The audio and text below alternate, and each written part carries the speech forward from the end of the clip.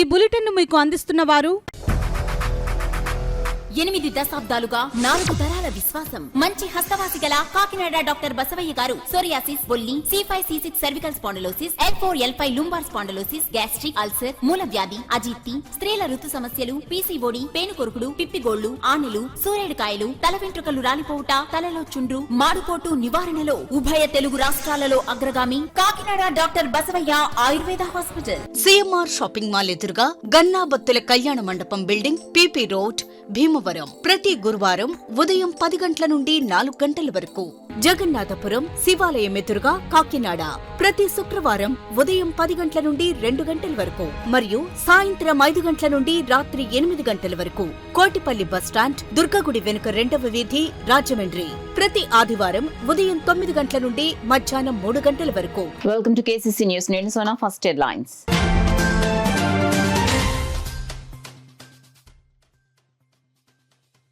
Revenue భూ సమస్యల పరిష్కారానికి చక్కటి వేదిక రెవెన్యూ సదస్సులో జిల్లా కలెక్టర్ షాన్ మోహన్ వెల్లడి.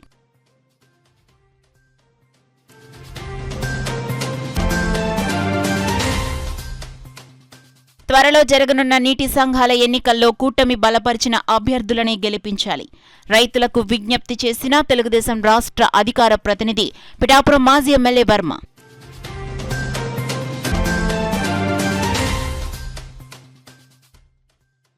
కేరళ రాష్ట్రంపై కేంద్రం పక్షపాత వైఖరిని అవలంబిస్తోంది. ధర్నా కార్యక్రమంలో రైతు సంఘం, ఏపీ వ్యవసాయ కార్మిక సంఘం నాయకులు.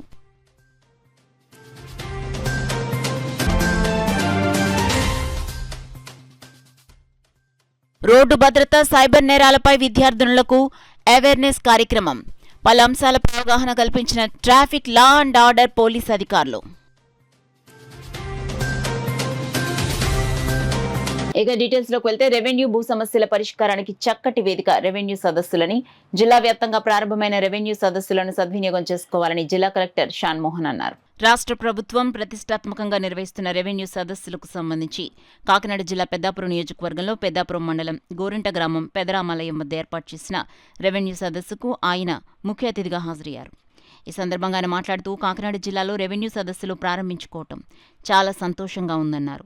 రాష్ట్ర వ్యాప్తంగా ఈ నెల 6 నుంచి ప్రారంభమైన కాకినాడ జిల్లాలో ఎమ్మెల్సీ ఎన్నికల కోడ్ అమలుతో ఉన్నందున 4 రోజులు ఆలస్యంగా ప్రారంభించడం జరిగిందని తెలిపారు. కాకినాడ జిల్లాలో ఈ నెల 10 నుంచి జనవరి 8, 2025 వరకు రెవెన్యూ సదస్సులు నిర్వహించేందుకు తగిన ప్రణాళిక సిద్ధం చేయడం జరిగిందన్నారు.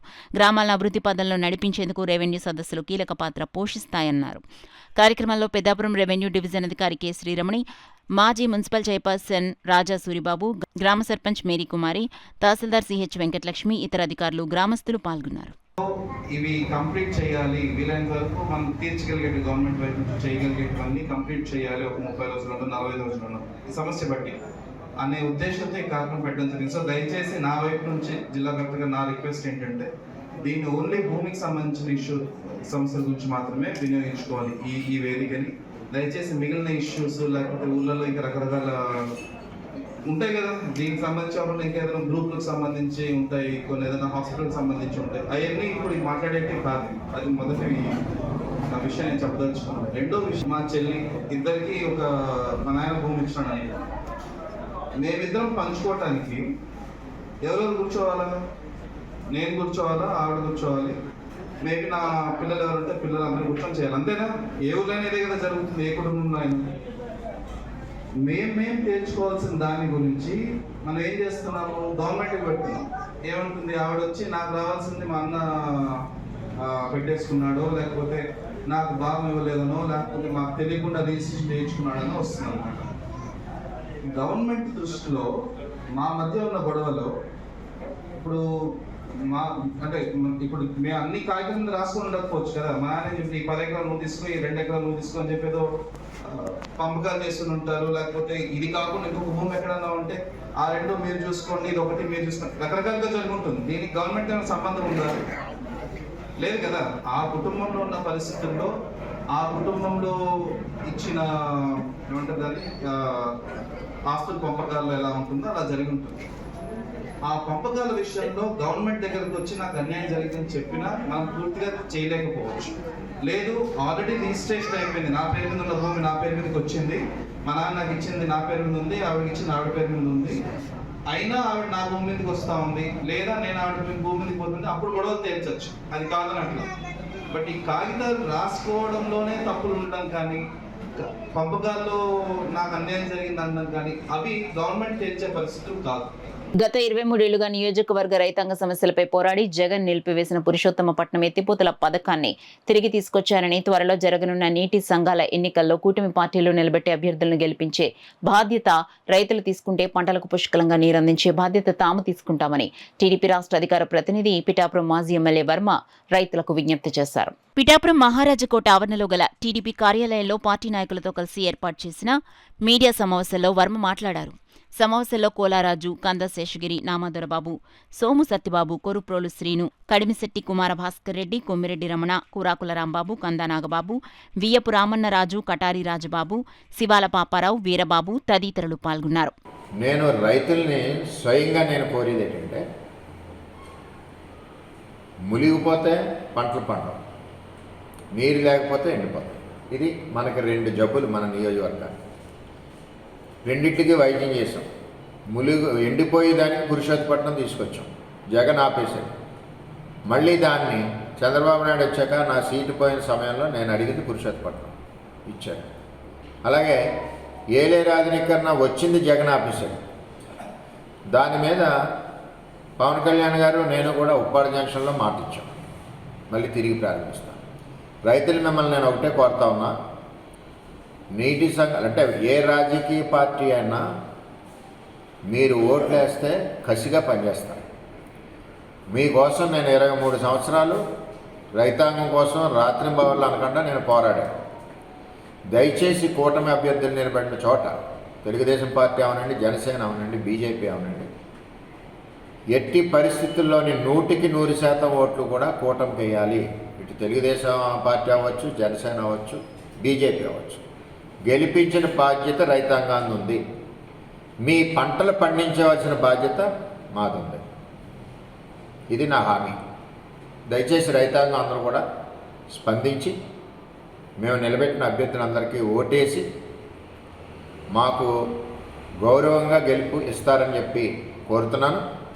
అదేవిధంగా ఈ 5 సంవత్సరాలు కూడా మీ పంటలు పండే విధంగా మీ ఇంట్లో పెద్ద కొడుకుగా నేను పనిచేస్తానని చెప్పి పిఠాపురం రైతాంగానికి అందరికీ నేను హామీ ఇస్తాను. కేరళ రాష్ట్రానికి రావాల్సిన వాటాతో పాటు వయనాడ్ వరద సహాయం అందించకుండా కేరళ పట్ల పక్షపాత వైఖరికి నిరసనగా కాకినాడలో రైతు వ్యవసాయ కార్మిక కౌలు రైతు సంఘాల ఆధ్వర్యంలో నాయకులు నిరసన ధర్నా కార్యక్రమం చేపట్టారు. కాకినాడ కలెక్టరేట్ వద్ద రైతు వ్యవసాయ కార్మిక కౌలు రైతు సంఘాల ఆధ్వర్యంలో రైతులు వ్యవసాయ కార్మికులు ధర్నా నిర్వహించారు. ఈ సందర్భంగా ఆంధ్రప్రదేశ్ రైతు సంఘం జిల్లా అధ్యక్ష కార్యదర్శులు తిరుమల శెట్టి నాగేశ్వరరావు, గుర్రాల అప్పారెడ్డి, ఆంధ్రప్రదేశ్ వ్యవసాయ కార్మిక సంఘ జిల్లా అధ్యక్ష కార్యదర్శులు టేకుమూడి ఈశ్వరరావు, వల్లు రాజబాబులు మాట్లాడుతూ 100% అక్షరాస్యత, ఆయుః ప్రమాణంలో దేశంలో మొదటి స్థానం, మహిళా సాధికారత, విద్యా వైద్య రంగాల్లో విప్లవాత్మక మార్పులు, స్థానిక సంస్థలను బలోపేతం చేయటంలో దేశంలో అగ్రస్థానంలో పయనిస్తున్న రాష్ట్రం కేరళ అని, స్వామినాథన్ కమిటీ సిఫార్సులు అమలు చేస్తూ రైతుకు కనీసం వేతనం అమలు చేస్తూ కార్మికులకు, వ్యవసాయ కూలీలకు మేలు చేస్తున్న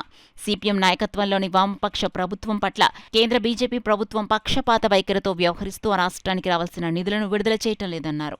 ఈ కార్యక్రమంలో నాయకులు దువా శేషబాబ్జీ, తోకల ప్రసాద్, దుసలపూడి రమణరాజు, డాక్టర్ సూర్యనారాయణ, రమణి, కెఎస్ శ్రీనివాస్, రాజశేఖర్, లాజర్, సింహాచలం, నారాయణరెడ్డి, సంతోష్, సత్యనారాయణ, శ్రీకాంత్, సిద్ధు, భూలక్ష్మి, భవానీ తదితరులు పాల్గొన్నారు.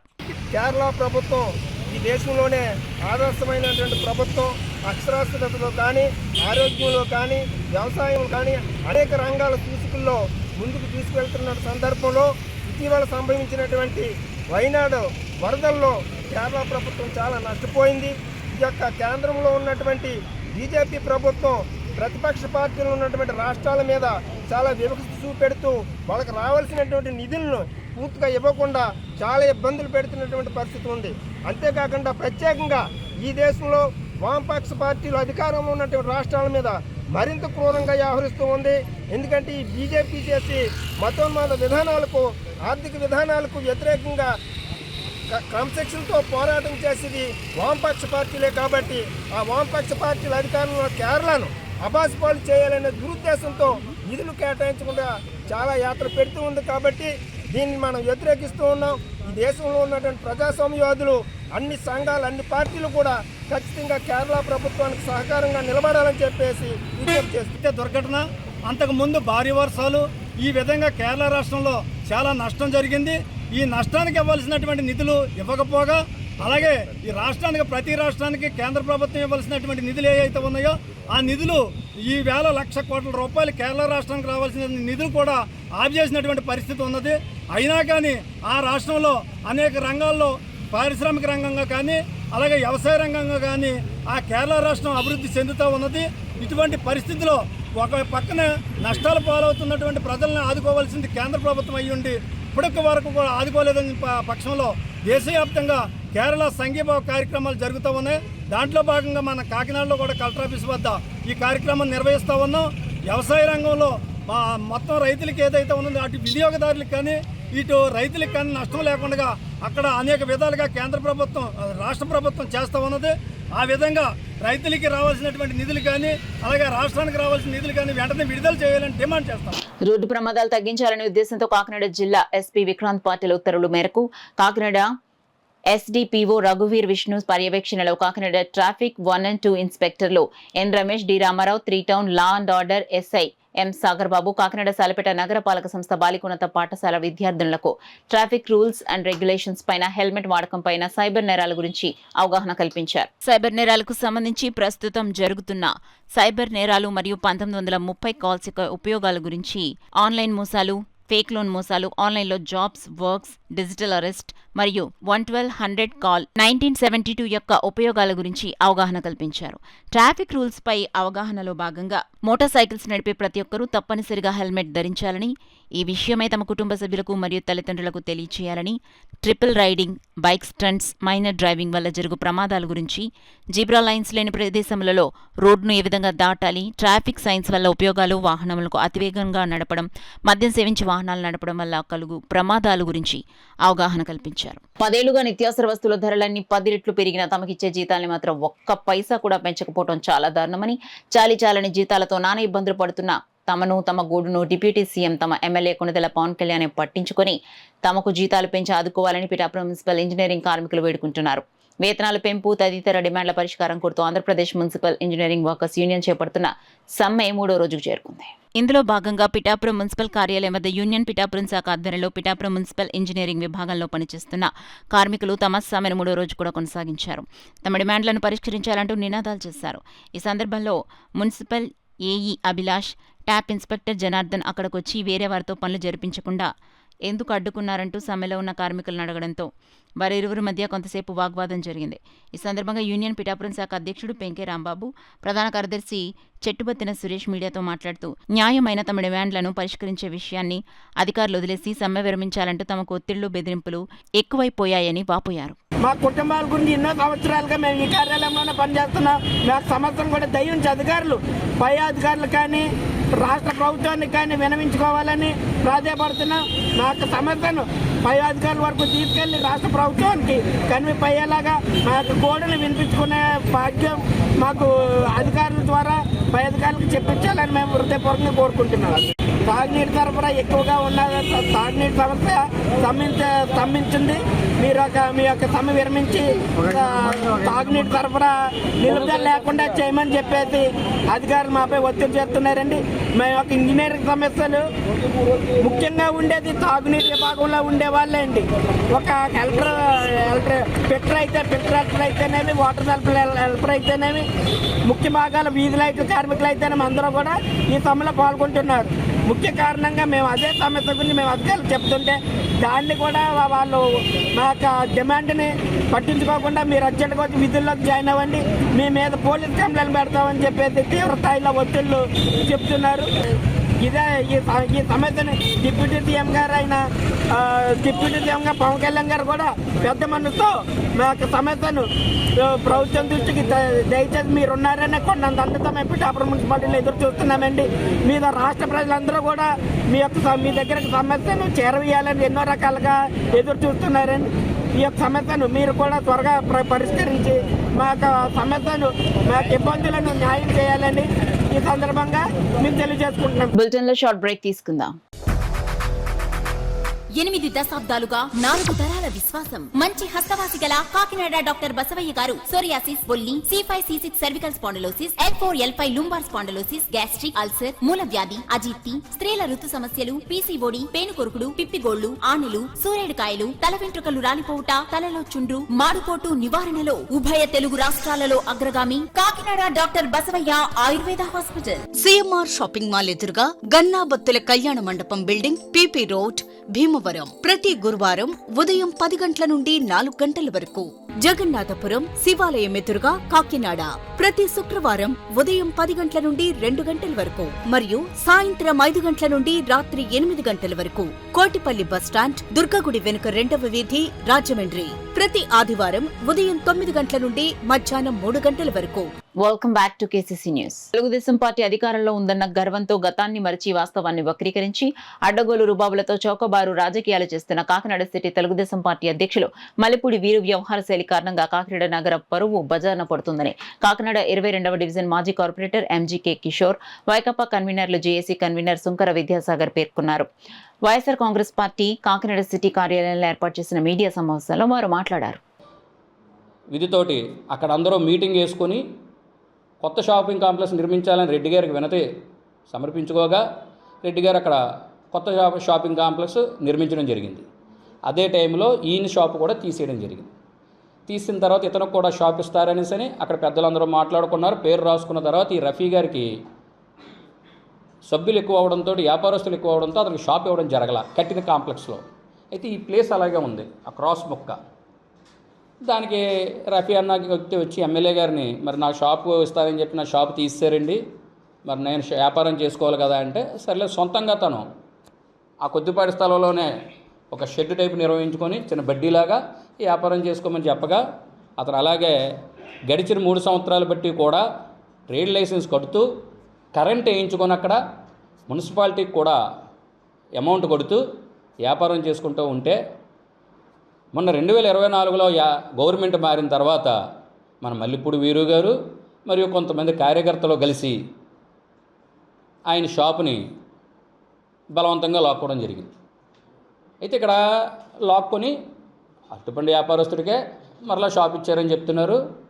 అయితే ఇక్కడ మనం చేయాల్సింది ఏంటంటే, ఒక టౌన్ ప్రెసిడెంట్గా ఉండి నువ్వు వాళ్ళిద్దరినీ కూర్చోబెట్టి, ముందు అతను అట్టుపల్లి బండి అక్కడ పెట్టుకుండేవాడు కాబట్టి అతనికి ఏదోటి మనం చెయ్యాలి కదా, తర్వాత నువ్వు వ్యాపారం చేసుకుంటున్నావు, నువ్వు సొంతంగా షెడ్ అది షాప్ అది కట్టుకుని అని చెప్పి ఇద్దరిని కూర్చోబెట్టి మాట్లాడి ఇద్దరికి సముచిత న్యాయం చేయాలి.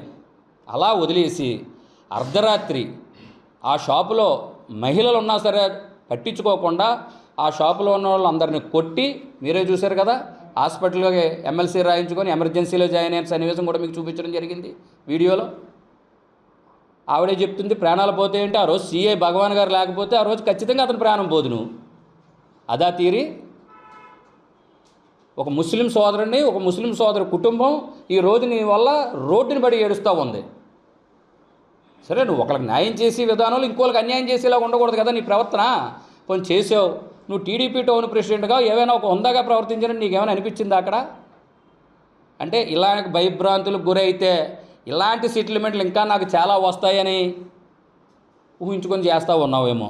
TDR బాండ్లను కూడా TDR చేతికి ఇవ్వకుండా ఓన్లీ ఆన్లైన్ పోర్టల్లోనే ఇవ్వాలని రూల్ పెట్టింది జగన్మోహన్ రెడ్డి గారి ప్రభుత్వం. 3 సంవత్సరాలు అయింది అది వచ్చి ఆ రూలు. పూర్వం అయితే గతంలో ఇచ్చేవారేమో TDR బాండ్లు చేతికి ఇచ్చేవారు, ఇప్పుడు చేతికి కూడా ఇవ్వట్లేదు, ఆన్లైన్లోనే ఉంటాయి. ఎవరన్నా కొలాన్ని అనుకున్న వాళ్ళు దానికి సంబంధించిన డబ్బు వైట్లో ట్రాన్స్ఫర్ చేసే అవి ట్రాన్స్ఫర్ చేసుకుంటారు, వాటి కన్స్ట్రక్షన్ వాడుకుంటారు. ఇవన్నీ కూడా వదిలేసి కాకినాడ జనం ఏదో రకంగా రెచ్చగొట్టే విధంగా మా నాయకుడిని ఏదో రకంగా అవినీతిపరని ముద్ర వేయాలని కోరిక మేరకు మీరు ఎలా మాట్లాడటం మాత్రం చాలా తప్పు.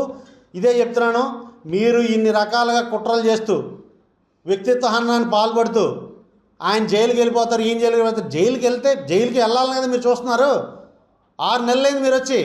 నాదన్ మనోహర్ గారు ఒకసారి వచ్చారు, మీ ఎమ్మెల్యే గారు ఒకసారి వెళ్ళారు పోర్టులోకి, మొన్న మళ్ళీ డిప్యూటీ సీఎం గారు వచ్చారు.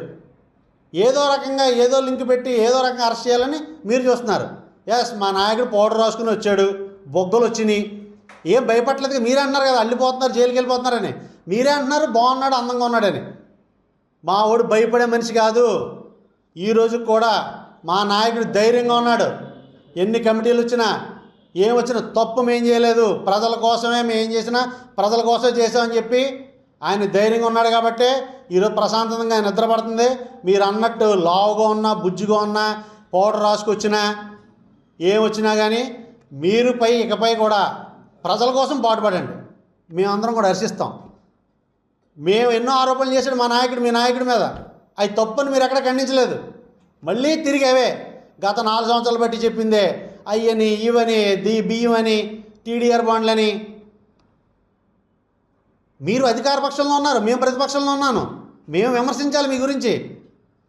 మీరు ఇంకా మా నాయకుడిని అదే చెప్పి ప్రజలను ఎంతకాలం ఎలా మోసం చేస్తారు? అలా చెప్పుకుంటూ పోతే మీ నాన్నగారు 10 సంవత్సరాల క్రితం ఒక డాక్యుమెంట్ 100 గజాల స్థలం అమ్మేశారు. భార్య నుంచి భర్తకి, భర్త నుంచి భార్యకి రిజిస్ట్రేషన్ చేసేసి ఎక్కడో పటవల్లో ఉన్న రికార్డుని తీసుకొచ్చి దాన్ని కొట్టేసి పర్లోపేట పేరు రాసేసి వాళ్ళ దగ్గర డబ్బులు దొబ్బేశారు. వాళ్ళేమో కోర్టుల చుట్టూ తిరుగుతున్నారు. ఈ డాక్యుమెంట్ నెంబర్తో సహా ఉన్నాయి. ఇదో దానికి మళ్ళీ మీ నాన్నగారే సాక్షి.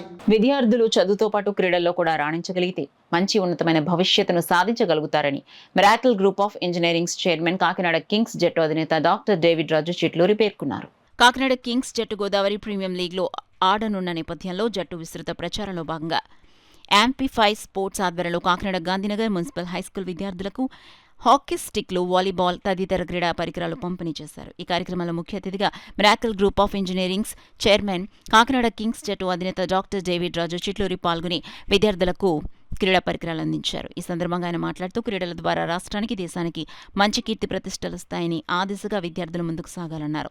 త్వరలో ప్రతిష్టాత్మకంగా ప్రారంభం కానున్న గోదావరి ప్రీమియర్ లీగ్ పోటీలలో కాకినాడ తరపున కాకినాడ కింగ్స్ జట్టు పాల్గొనడం ఆనందదాయకమన్నారు. ఆంధ్ర క్రికెట్ అసోసియేషన్ కార్యదర్శి అయిన సానా సతీష్ బాబు కూటమి పార్టీల తరపున రాజ్యసభకు ఎంపిక కావడం శుభపరిణామమని, ఆయన సహకారంతో రాష్ట్రంలో క్రికెట్ మరింత అభివృద్ధి చెందుతుందని ఆశాభావాన్ని వ్యక్తం చేశారు. కాకినాడ కింగ్స్ జట్టు కెప్టెన్ అజయ్ కుమార్ మాట్లాడుతూ యువతలో క్రీడా స్ఫూర్తిని పెంపొందించే విధంగా గోదావరి ప్రీమియం లీగ్ వంటి పోటీలు నిర్వహించడం ఎంతో ఆనందంగా ఉందన్నారు.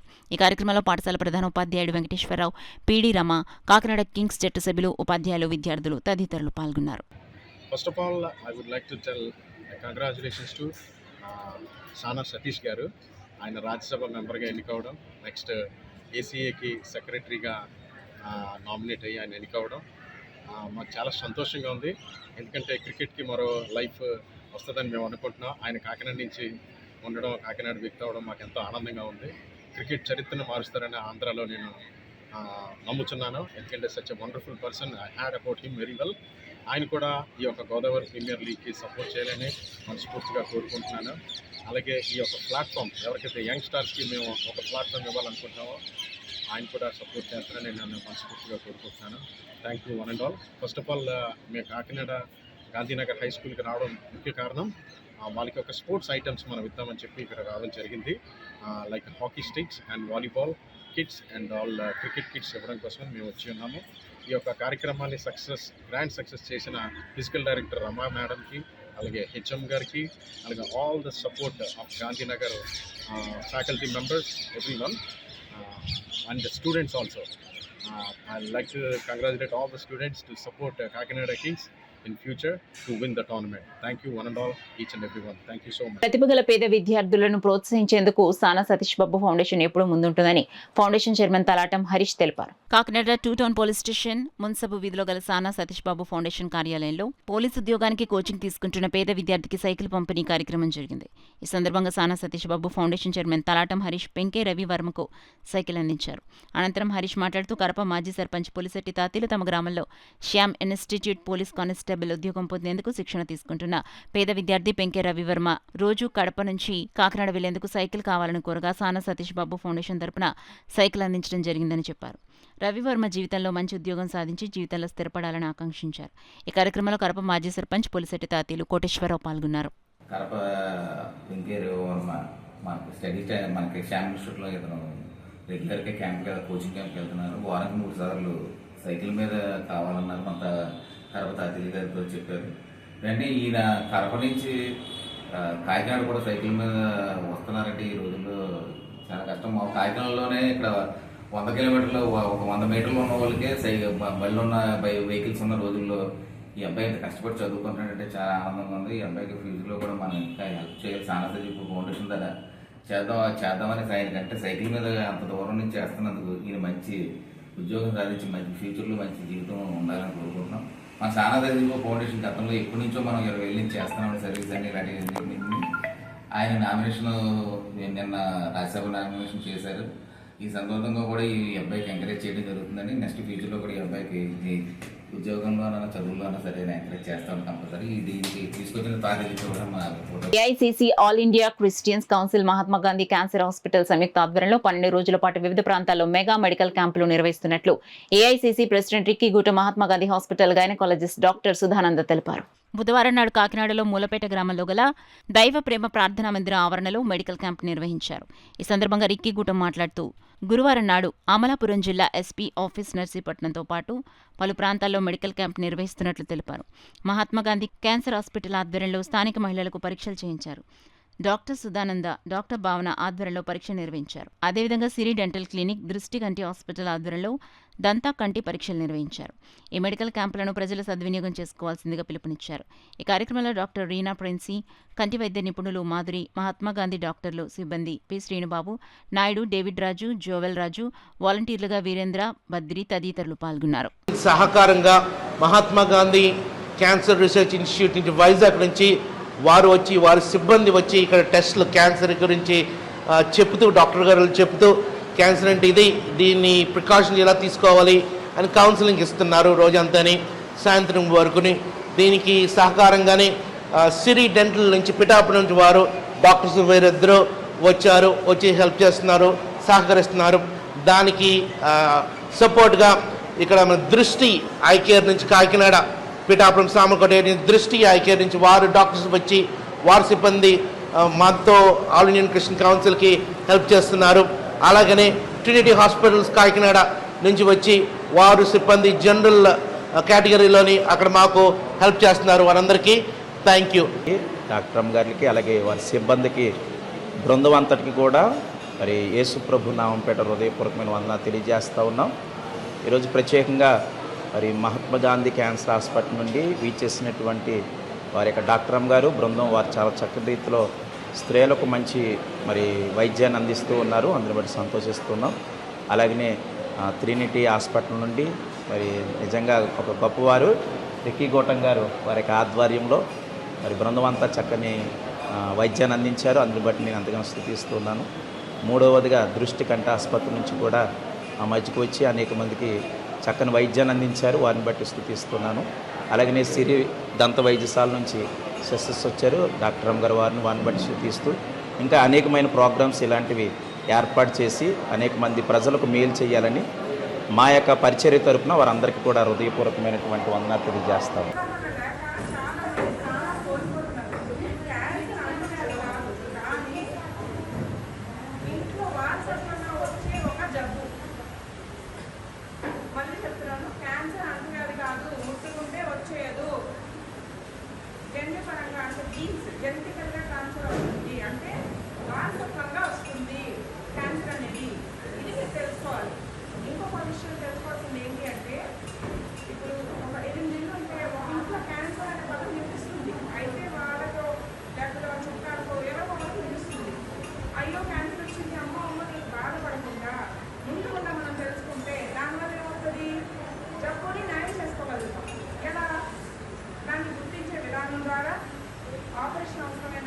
సినీ నటుడు మంచు మోహన్ బాబు జర్నలిస్ట్ పై దాడి చేసి తీవ్రంగా గాయపరిచిన దుర్ఘటనను ఖండిస్తూ పిఠాపురంలో జర్నలిస్టులు ఆందోళన చేపట్టారు. మోహన్ బాబును తక్షణమే అరెస్ట్ చేయాలని డిమాండ్ చేశారు. ఈ సందర్భంగా జర్నలిస్టులంతా నల్ల బ్యాడ్జీలు ధరించి పిఠాపురం బంగారమ్మ రావి చెట్టు సెంటర్ వద్ద ధర్నా చేపట్టారు.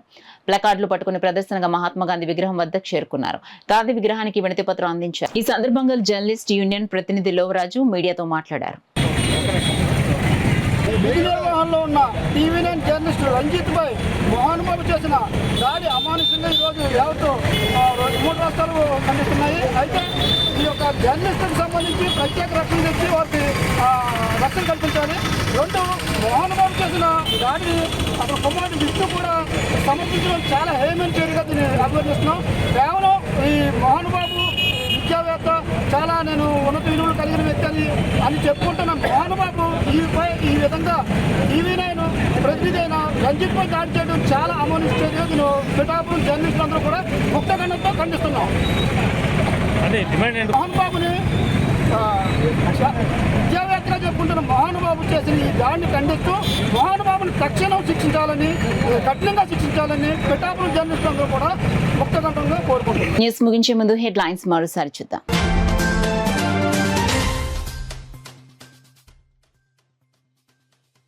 రెవెన్యూ భూ సమస్యల పరిష్కారానికి చక్కటి వేదిక రెవెన్యూ సదస్సులో జిల్లా కలెక్టర్ షాన్ మోహన్ వెల్లడి.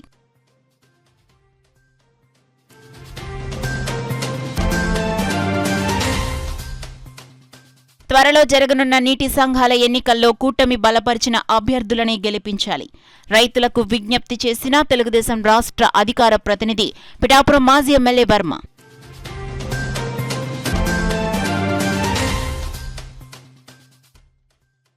కేరళ రాష్ట్రంపై కేంద్రం పక్షపాత వైఖరిని అవలంబిస్తోంది. ధర్నా కార్యక్రమంలో రైతు సంఘం, ఏపీ వ్యవసాయ కార్మిక సంఘం నాయకులు.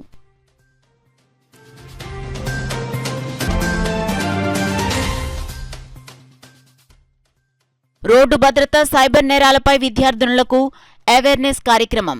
పలు అంశాలపై అవగాహన కల్పించిన traffic, law and order police అధికారులు. That's all for now. This is Sona. For more local updates, keep watching KCC News. 8 దశాబ్దాలుగా 4 తరాల విశ్వాసం. మంచి హస్తవాసి గల కాకినాడ డాక్టర్ బసవయ్య గారు సోరియాసిస్, బొల్లి, C5, C6 cervical spondylosis, L4, L5 lumbar spondylosis, gastric ulcer, మూల వ్యాధి, అజీర్తి, స్త్రీల ఋతు సమస్యలు, PCOD, పేనుకొరుకుడు, పిప్పిగోళ్లు, ఆనెలు, సూరేడుకాయలు, తల వెంట్రుకలు రాలిపోవుట, తలలో చుండ్రు, మాడుపోటు నివారణలో ఉభయ తెలుగు రాష్ట్రాలలో అగ్రగామి Kakinada doctor Basavayya Ayurveda hospital. CMR shopping mall ఎదురుగా గన్నాబత్తుల కళ్యాణ మండపం బిల్డింగ్, PP రోడ్, భీమవరం. ప్రతి గురువారం ఉదయం 10 గంటల నుండి 4 గంటల వరకు. జగన్నాథపురం శివాలయం ఎదురుగా కాకినాడ ప్రతి శుక్రవారం ఉదయం 10 గంటల నుండి 2 గంటల వరకు మరియు సాయంత్రం 5 గంటల నుండి రాత్రి 8 గంటల వరకు. కోటిపల్లి బస్టాండ్, దుర్గగుడి వెనుక 2వ వీధి, రాజమండ్రి ప్రతి ఆదివారం ఉదయం 9 గంటల నుండి మధ్యాహ్నం 3 గంటల వరకు.